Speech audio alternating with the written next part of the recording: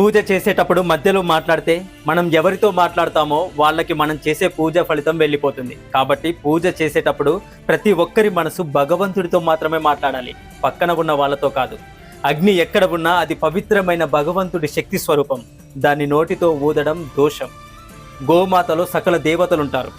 గోవుకి ప్రతి శరీర భాగంలో దేవతలు కొలువై ఉంటారు. అలాంటి గోవును తిట్టడం కానీ కొట్టడం కానీ మహా పాపం అవుతుంది. అలాగే పంచభూతాల్లో వేటిని కూడా తిట్టడం కానీ తన్నడం కానీ చెయ్యకూడదు. మనం పడుకునేటప్పుడు దైవనామస్మరణ చేస్తూ పడుకోవాలి. ఓం నమ శివాయ, ఓం నమో నారాయణాయ అంటూ నామస్మరణ చేస్తూ నిద్రించాలి.